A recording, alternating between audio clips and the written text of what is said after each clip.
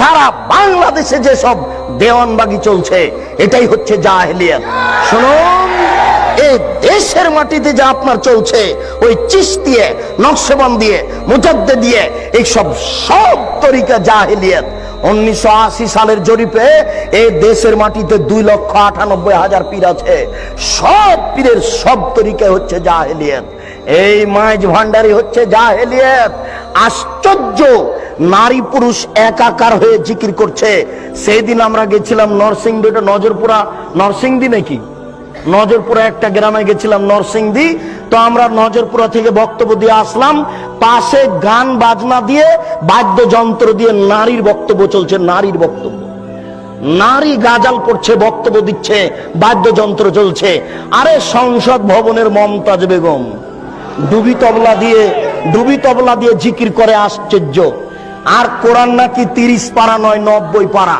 30 পারা হচ্ছে জাহেরি আর 60 পারা হচ্ছে বাতেনি। এরই নাম হচ্ছে ধর্মীয় জাহেলিয়াত। একে ঠেকাবে কে? এই জন্য আপনাকে বলি, এই হিফজখানা বন্ধ করতে হবে। যেখানে কোরআন হাদিস শিক্ষার ব্যবস্থা আছে সেখানে হিফজখানা খুলতে হবে। এই ছেলেটাকে আপনি কেন হাফেজ করলেন? এর বয়স হচ্ছে 16 বছর। মাথায় একটা উঁচু টুপি দিয়েছে, তার উপর একটা রুমাল দিয়ে মানুষের বাড়িতে মিলাদ করে বেড়াচ্ছে। কোরআন মাজিদ পড়ছে আর ভালো কিছু খাওয়ার দিচ্ছে। 200 টাকা পকেটে দিয়েছে। একবারে খুশি হয়ে গেছে, চিৎকার করে আমার বাপের নামে দোয়া করে চলে আসলো।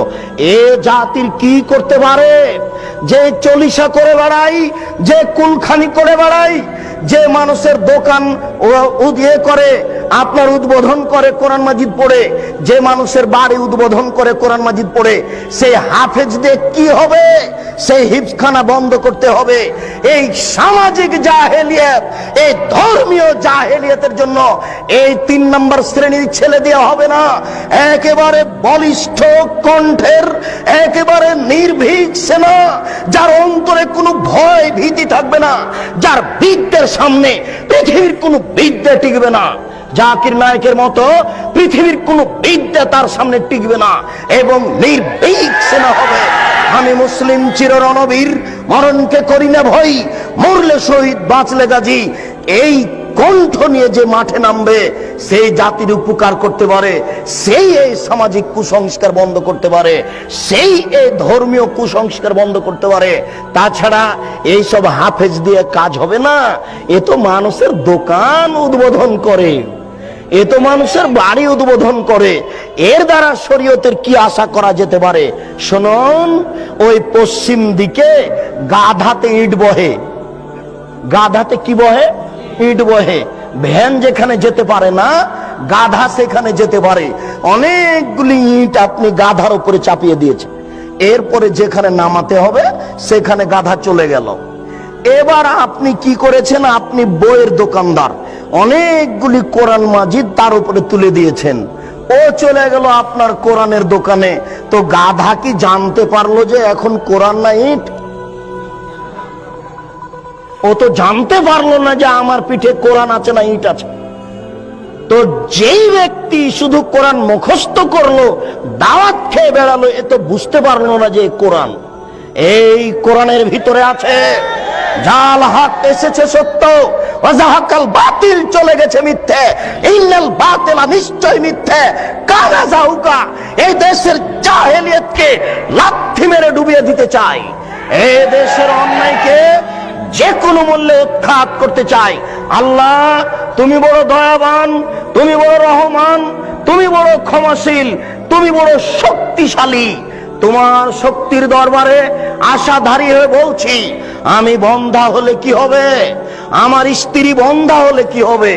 আমার বয়স 80 হয়েছে, তাতে কি হবে? আমার স্ত্রী বন্ধা হলে কি হবে?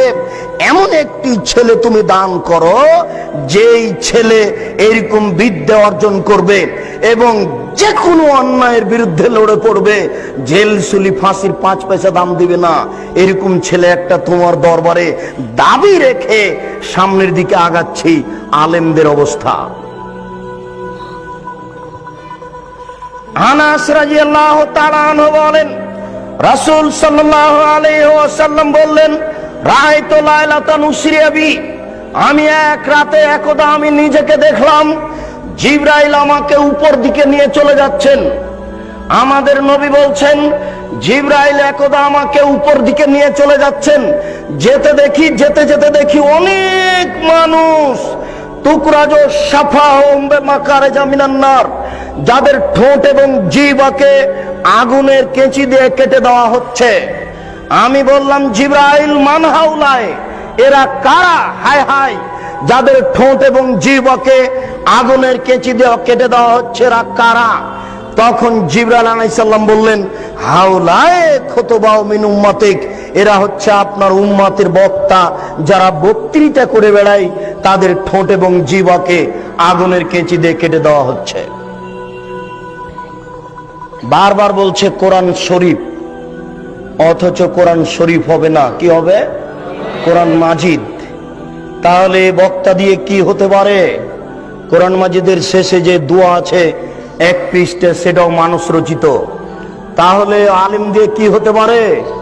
কোরআন তেলাওয়াত শেষে সাদাকাল্লাহুল আজিম বললে এই আলেম দিয়ে কি হতে পারে?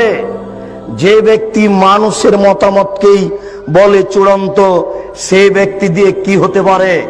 আল্লাহ রাসূল বলছেন আমি দুনিয়া থেকে চলে গেলাম, দুটি জিনিস রেখে গেলাম, কোরআন এবং আমার হাদিস।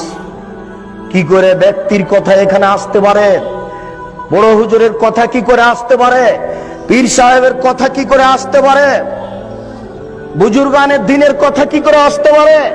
পৃথিবীর কোন মানুষের কথা গ্রহণীয় হবে না, শুধুমাত্র একজন মানুষের কথা গ্রহণীয় হবে, যার নাম মুহাম্মদ সাল্লাল্লাহু আলাইহি সাল্লাম।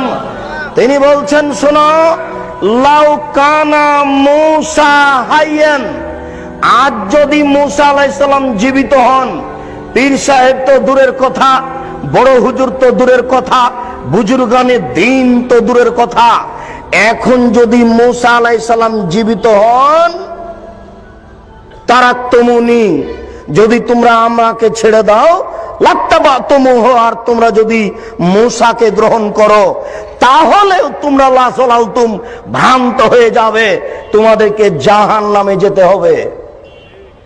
তোমার পীর সাহেব তো দূরের কথা, বুজুর্গানে দিন তো দূরের কথা, এখন যদি মূসা আলাইহিস সালাম জীবিত হন, মূসা, আর তোমরা যদি আমাকে ছেড়ে দিয়ে মূসাকে মানো, তাহলে তোমাদের সবাইকে জাহান্নামে যেতে হবে, কেউ টিকতে পারবে না।